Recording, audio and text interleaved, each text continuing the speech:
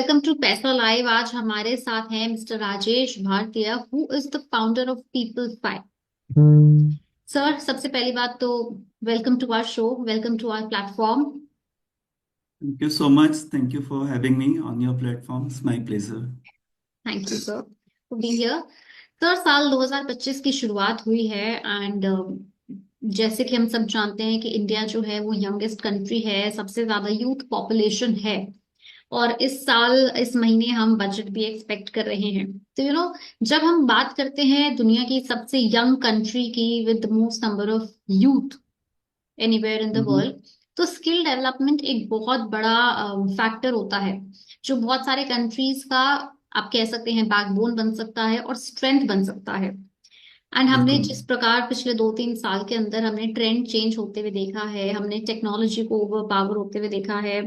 आपको क्या लगता है कि कौन किस प्रकार के वो स्किल्स हैं जिसकी आज भी Mhm. अपनी इंडियन यूथ को रिक्वायरमेंट है? Absolutely. Thank you for that question. So there are two parts to this. आप इसमें आप देखोगे कुछ चीजें जो चली आ रही है जिसमें सबसे कॉमन हो गया जो technology, digital digital is the new theme where ना हर कोई, हर कंपनी डिजिटली ट्रांसफॉर्म होना चाहती है। तो उसमें बहुत सारे टेक्नोलॉजी स्किल्स, दो टेम्परली कुछ स्लो डाउन हो सकता है लास्ट 1-2 साल में, बट वो वापस से पिकअप डिमांड होने वाली है। क्योंकि क्लाउड इंजीनियरिंग हो गया, साइबर सिक्योरिटी हो गई, या डेटा साइंटिस्ट, ये सब चीज़ें हर कंपनी को ज़रूरत है। एंड बोथ इंडिया वाली कंपनीज को चाहिए, प्लस जो इंडिया से बाहर की कंपनीज है, जो एक आपको जीसीसी, जो ग्लोबल कैपेबिलिटी सेंटर जो इंडिया में अपना सेटअप करते हैं, उनको भी इस तरह के कैंडिडेट्स की काफ़ी ज़रूरत होगी। और जीसीसी सेक्टर में हम बहुत ट्रेमेंडस ग्रोथ एक्सपेक्ट कर रहे हैं अगले कुछ सालों में, इंक्लूडिंग 2025। तो वो एक एरिया हो गया। उसके अलावा दूसरी एक एरिया है, वो ई कॉमर्स है। ई कॉमर्स अब जैसे जैसे आम आदत बनती जा रही है, पहले जिस तरह से हम शॉपिंग करते थे, अब काफ़ी कुछ बदल चुका है। और ये कल्चर अब जो मेन सिटीज से हटके टीयर 2 टीयर 3 टाउन्स में भी ये सब चल रहा है। तो उसमें काफ़ी कुछ लोगों की ज़रूरत पड़ेगी in terms of logistics, supply chain, ये सब मैनेज करने के लिए, डिलीवरी मैनेज करने के लिए, या फिर उन साइट्स को मैनेज करने के लिए। So that is, those are two things which I think is ongoing. Apart from this, there are some new sectors like semiconductor manufacturing, which may government is trying very hard to make India as one of the place. And today we are seeing a lot of shortage of those kind of skills in India. So हाँ, मैं that यहाँ पर that is आपसे one area. एक और बात पूछना चाहूंगी कि जिस तरह से इंडिया का जो ग्रीन विजन है, प्लस जो पूरे वर्ल्ड का ग्रीन विजन है, हम सस्टेनेबल डेवलपमेंट की बात करते हैं, हम ग्रीन इकोनॉमी की बात करते हैं। सो आप तो जैसे of course you are a company, तो ऐसे स्किल्स आपको लगता है कि फिलहाल मार्केट में अगर कोई यंग प्रोफेशनल है वो इस तरह के स्किल्स लेना चाहता है, ग्रैब करना चाहे, तो क्या अवेलेबल है? Do you think that we have the skill set और वी हैव द ट्रेनिंग और training institutes, people who can actually train our future generations for such kind of skills? That's a very good question चाहत। इसमें ऐसा है कि सच पूछो तो हमारे 80% जो ग्रेजुएट्स हो रहे हैं वो नॉन एम्प्लॉयबल है, या आई वुड से 70%। क्योंकि our education system is not changing with the market reality. We are very orthodox. We need to have, मतलब हमें ऐसी सिस्टम की जरूरत है जो समय को समझते हुए, ग्रीन एनर्जी का रिक्वायरमेंट है, इलेक्ट्रिकल व्हीकल की रिक्वायरमेंट है, ये सब चीजें जैसे बढ़ती जा रही, बहुत फास्ट करिकुलम को चेंज करने की जरूरत है। या फिर मेरा सजेशन रहेगा कि एक जिसको हम वोकेशनल ट्रेनिंग बोलते हैं, बट उसको एक अच्छा नया नाम दिया जाए, जिसमें ग्रेजुएट लेवल के कोर्स भी हो, और जो डायरेक्टली इंडस्ट्री के नीड के हिसाब से लोगों को प्रिपेयर करे। बल्कि कि हम स्टैंडर्ड ये 4 सब्जेक्ट होने पड़ेंगे और ऐसे ही पढ़ना होगा, वो कल्चर हमें, वो प्रोसेस, वो सिस्टम हमें कंप्लीटली चेंज करना पड़ेगा। तो your rightly you ask the question, हमें जरूरत पड़ेगी, बट हमारे पास, हम वैसे स्किलिंग नहीं कर रहे हैं as a country. So I think that is something to think about for everyone. या तो आपको क्या लगता है, मतलब क्या हमारे पास इस प्रकार का इंफ्रास्ट्रक्चर रेडी नहीं है, मतलब where are we lacking behind?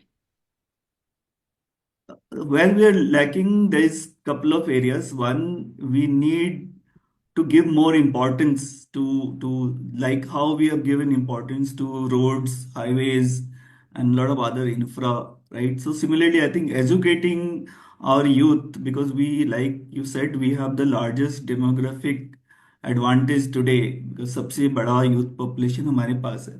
But अगर हम उनको स्किल नहीं देंगे जिससे वो एम्प्लॉयबल बने, तो वो उनका बेनिफिट ना उनको खुद को मिलेगा ना हमारे देश को मिलेगा.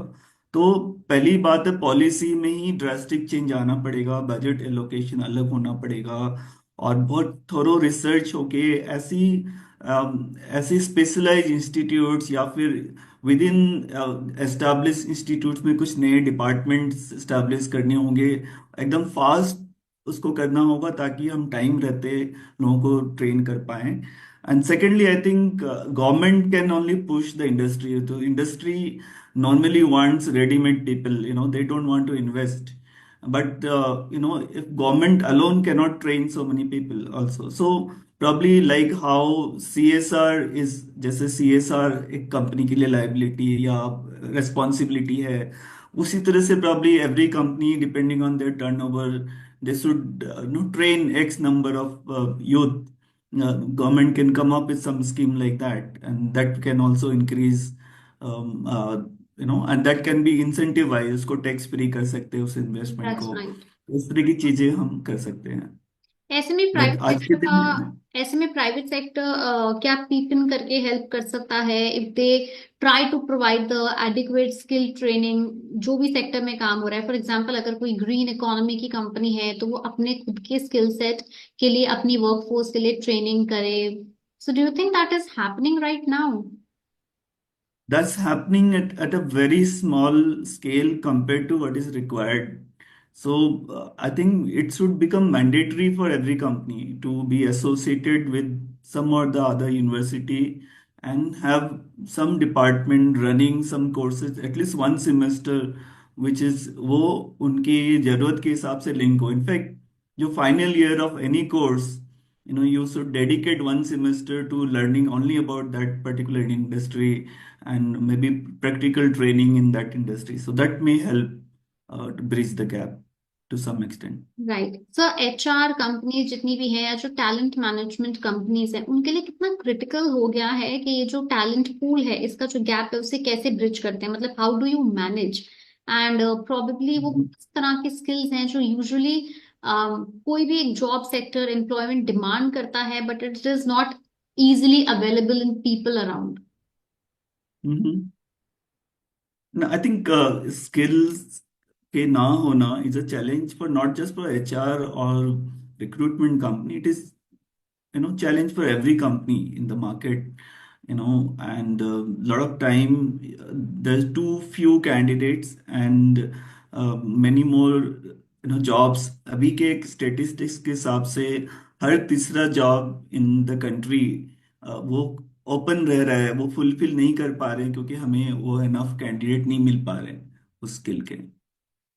So it's a challenge, and then unless we increase the supply of the qualified candidate, skilled लोगों की supply ना बढ़े, तब तक ये challenge मिटेगी नहीं, जाएगी नहीं. कौन से वो स्किल्स हैं जो कोई भी, for example if somebody is as young as 20-25, somebody who is between Mhm. 20 to 25, कौन से वो स्किल सेट्स हैं आप रेकमेंड करते हैं या फिर आप बताते हैं कि हर एक वर्किंग प्रोफेशनल के अंदर होने ही चाहिए if they want to make themselves employable? Mhm. I think there are both two sides to it. There are some technical skills which will depend on the kind of job somebody is doing. If you are into programming, then programming skills. Within that also there is data science and there is a application development and cyber security and various other things. And other is a lot of soft skills where most important first thing is problem solving capability, and communication skill is very very important. In today we are working in a globalized environment. Everybody needs to be able to speak well, understand from the other side, comprehension. And I think a learning attitude is very important again. Any employer will look for these qualities, is what I feel.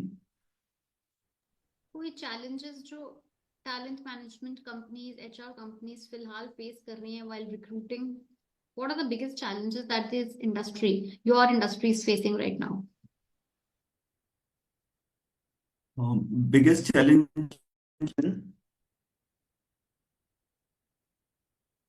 am I audible? Yeah, can you just repeat this question? I did not fully I'm understand. saying, what is the biggest challenge that your industry is currently facing? आप और आपकी जो industry फिलहाल talent management industry जो people practice people industry है वो क्या face कर रही है? What is the biggest challenge that you think as a professional Mhm. जो चल रहा है, crisis challenge whatever you feel like saying it?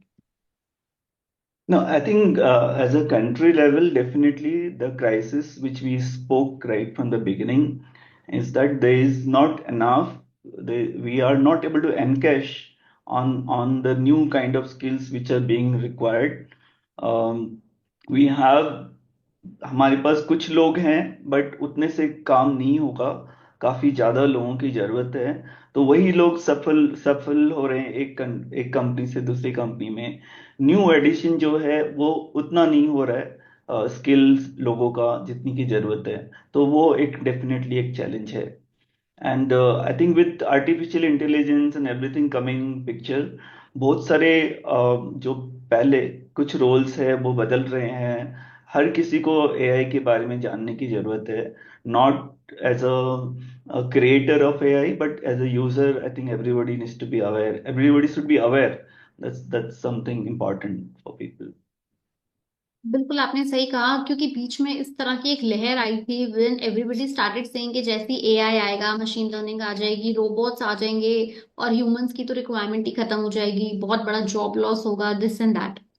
आपका उस पे क्या ये कहना है? Do you think that it is going to happen, या फिर ये सिर्फ एक बड़ा ट्रांजिशन है, एक वेव है, जैसे इंटरनेट जब आया तब आई और आपको उसके साथ चलना होगा? Like what do you believe in, option A और option B? I think option is totally ruled out. ये ओवर रिएक्शन है। कुछ भी आता है तो हम ऐसा ही रिएक्ट करते हैं। कोई टाइम में जब कंप्यूटर आया था तो हम सबको लगा कि जॉब चले जाएंगे। तो मेरे ख्याल से कुछ जॉब्स जो हैं वो निकल जाएंगे। शायद आज से 5 साल बाद उनकी कोई जरूरत नहीं होगी। For example, just to give an analogy, कोई कोई टाइम में टाइप राइटर एक बहुत इंपॉर्टेंट चीज होती थी। हर डॉक्यूमेंट वहाँ टाइप किया जाता था, टाइपिस्ट जॉब होते थे। वो सब निकल गया जैसे ही हमने वर्ड प्रोसेसर आ गया। बट देन फिर वर्ड जानने वाले लोगों की जरूरत बढ़ गई। उसी तरह से अगर एआई की वजह से कुछ चीजें ऑटोमेट हो रही है, कुछ जॉब जाएंगे, तो कुछ ऐसे लोगों की जरूरत पड़ेगी जो एआई को यूज कर सकते हैं, कि यूज करके कैसे प्रोडक्टिविटी बढ़ा सकते हैं। वैसे लोगों की भी जरूरत पड़ेगी। तो मेरी एक एनालॉजी रहती है चाहत कि ये ये रिवर का एक कोर्स है ना। रिवर जब अपना रास्ता बदलती है तो कुछ मिट्टी वो काट लेती है और कुछ मिट्टी वो छोड़ जाती है, वो भी एक उपजाऊ मिट्टी होती है। तो we have to think like that कि is changing, we have to live with the change, but we need to upgrade our skills little bit to be able to part of the new new land that जो river ने छोड़ी है, वहां पे हम अपनी जिंदगी बनाएं। तो ऐसा मेरा सोचना है इस बारे में। अच्छा, एक और मेरा सवाल है कि इंडिया के अंदर जितने भी सेक्टर्स फिलहाल एग्जिस्ट कर रहे हैं उसमें फिर आपको आने वाले टाइम में जैसे it could be manufacturing sector जो कि आपने पहले बोला, it could be HR sector, it could be pharma, it could be automobile, automation, anything, कौन सा सेक्टर है हम्म जिसमें सबसे ज्यादा टैलेंट को, लोगों को अब्सॉर्ब करने की कैपेसिटी है? मतलब जिस सेक्टर पे आपको लगता है कि हाँ, अगर इसके स्किल्स पकड़ लिए तो एम्प्लॉयमेंट रेट ऊपर जाएगा ही जाएगा। हम्म। Now, definitely, I think again there are two, three ways to answer this. A, the types of jobs, not the sector. So, technology, IT industry की जो requirement है वो बनी रहेगी। Then finance and accounting would be another area. Supply chain will be another area from a functional perspective. And digital marketing could be another area. These are some areas that I can quickly think of. But in terms of sectors, again, I spoke about green energy, an electrical vehicle, battery design करनी है। ऐसा vehicle design करना है कि जो कम से कम energy पे काम कर सके। तो वो एक एरिया हो गया। तो R&D is an again research and development, are design would be a very important skill, जिसमें आपको क्रिएटिविटी और डिजाइन टेक्निकल नॉलेज दोनों की जरूरत होती है। तो उस तरह के जॉब्स की काफी डिमांड रहेगी। Plus anything which is AI enabled, I give you one example. अब AI आ गया है, बट उसको यूज करने के लिए आपको फॉर एग्जाम्पल ChatGPT से अगर आपको कुछ रेस्पॉन्स चाहिए, तो आपको उसमें क्वेश्चन सही तरीके से डालना होगा, है ना। उस तरह का काम करना भी एक रोल हो सकता है, जिसको प्रॉम्प्ट इंजीनियरिंग कहते हैं, है ना। So while AI is taking away some job, वो प्रॉम्प्ट इंजीनियरिंग एक नया जॉब उसने क्रिएट कर दिया, जो हमने शायद 5 साल पहले 10 साल पहले सुना भी नहीं होगा। तो इस तरह के जॉब्स जो हैं वो पॉसिबल है, जहाँ पे आप AI को एज ए यूज कर रहे हो। आपको टेक्निकली AI जानने की जरूरत नहीं है, आपको सिर्फ एज ए यूजर समझना है कि how can I use this as a productivity tool and enhance. So everybody needs to learn little bit of AI is what I would say. कोई ऐसे कोर्सेज हैं जो आप रेकमेंड करते हो जिससे लोग, जो जितनी भी हमारी यूथ है वो थोड़ी अगर वेल वर्स्ड हो जाए तो it would be easier for them to get employment? No, definitely I think बहुत सारे ऑनलाइन आजकल ऑनलाइन एजुकेशन के प्लेटफॉर्म बन गए हैं। कोर्सेरा या फिर ऐसे बहुत सारे हैं, अन अकेडमी है वो जो प्रिपेयर करती है चीज़ों के लिए। ऐसे बहुत सारे अलग अलग, I think people basis their interest, अपनी अपनी इंटरेस्ट के हिसाब से हर एक को कोई ना कोई कोर्स साल में एक बार तो कुछ ना कुछ करना चाहिए, जो कि 2-3 मंथ्स का एक क्विक बूस्टर हो सकता है, जिसको हम अपने रेज्यूमे में दिखा सकते हैं या फिर हम अपने काम में उसको यूज कर सकते हैं। तो आई थिंक एक सेल्फ डेवलपमेंट का एंगल मैं हर यूथ से अपील करूंगा कि आप इसको प्लीज यूटिलाइज करो। इससे आपका एम्प्लॉयबिलिटी बढ़ता है, आपके चांसेस ऑफ गेटिंग जॉब बढ़ता है, और दिखता है कि आप कुछ मेहनत कर रहे हो, आपने कुछ सीखने की इच्छा है। ये एम्प्लॉयर को ये सब चीजें अच्छी लगती है, तो it will be a good thing for people to do. तो मेरा एक आपसे लास्ट क्वेश्चन ये भी है कि अगर हम इंडिया के टैलेंट पूल की बात करें तो हमारे पास बहुत टैलेंट है, हमारे पास नंबर ऑफ यंग पीपल सबसे ज्यादा है दुनिया में, लेकिन अगर फिर भी एक तरफ देखा जाए तो similar job, similar skill set वाले लोग दूसरी कंट्रीज में सिमिलर जॉब में ज्यादा सैलरी उनको मिलती है। सो क्या आपका मानना है कि इंडिया के अंदर जो सैलरी स्ट्रक्चर्स हैं या जो पेइंग कैपेसिटी है वो as compare to other developing countries थोड़ी कम है? Do you believe in that? तो as per my knowledge, IT as per Indian economy का जो परचेजिंग पावर है उसके हिसाब से IT people are very well paid, specially as you grow in the career. आप जैसे थोड़ी सी मिडिल एंड अपर पोजीशन में जाते हो, आप अगर उसको, definitely we can not compare our salaries with US salaries और UK सैलरीज, बिकॉज वहाँ पे कॉस्ट ऑफ लिविंग भी अलग है। और वो एक अपॉर्चुनिटी, अगर यहाँ के हमारे कॉस्ट कम नहीं होते तो शायद बहुत सारी कंपनीज इंडिया आती ही नहीं, है ना। तो मुझे लगता है कि ऐसा कोई इशू नहीं है सैलरी का। सच जो टैलेंटेड है, जो कैपेबल है, उनके लिए राइट सैलरी आज इंडियन मार्केट में अवेलेबल है। राजेश जी, एक और बात बताइए। आपने जैसे कि पहले हमारे क्वेश्चन में आपने आंसर दिया कि कुछ एजुकेशन इंस्टीट्यूट्स हैं जो गवर्नमेंट की पॉलिसीज हैं, कुछ स्किल डेवलपमेंट कोर्सेज भी हैं, but do you think that they are enough? मतलब क्या वोकेशनल कोर्सेज उतने मौजूद हैं, उतनी ट्रेनिंग इंस्टीट्यूट्स मौजूद हैं जितनी स्किल इंडिया टाइप जितनी भी पॉलिसीज और इनके प्लान्स चल रहे हैं? Do you think that they are enough for a population as big as India? Another thing, अगर वो enough है तो do you think that they're actually making a difference on the ground? Because कोई policy या कोई योजना exist करे अलग है, लेकिन क्या वो ऑन ग्राउंड कोई इम्पैक्ट ला रही है? That is a complete different thing. What do you think? So I'll answer. Very clearly, I would say it's not enough. And secondly, there is a mismatch between industry को क्या चाहिए और बहुत basic level की vocational training या जो training की हम बात कर रहे हैं उससे, उसमें हम कुछ आंकड़े दिखा पा रहे हैं कि इतने लाख लोगों की ट्रेनिंग हो गई, बट वो एम्प्लॉयबल हो पाए क्या, हमने ऐसा कुछ सिखाया क्या। मैं उस पे बहुत सहमत नहीं हूँ। मुझे ऐसा लगता है कि कंप्लीटली ओवरहोल करने की जरूरत है राइट नाउ।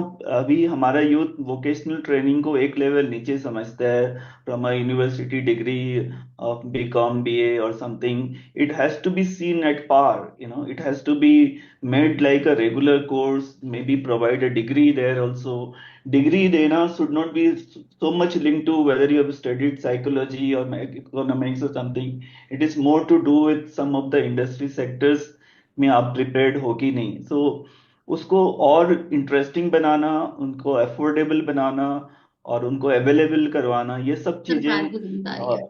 एक चीज गवर्नमेंट मैं एंड आपसे इंडस्ट्री को। और पूछना चाहती हूँ, जैसे इन्होंने न्यू एजुकेशन पॉलिसी लेकर आए थे, आज भी लोग कहते हम्म, हैं कि जो इंडिया की जो एजुकेशन पैटर्न है वो एक पहले वाला ही चला आ रहा है, मतलब वो विद टाइम इवॉल्व नहीं हुआ। जब आपको पता है कि आने हम्म, वाले 10 साल बाद हमें इस सेक्टर के ज्यादा लोगों की जरूरत पड़ेगी, मतलब अगर आप किसी भी एक इंडिविजुअल से, अगर आप मुझसे भी पूछेंगे, out of I think 10,000 things I learn in my school and college, I only use probably 10 or 15 out of that, right? बाकी हम्म, सारे जो मैंने नॉलेज ली, I do not use it in my daily life.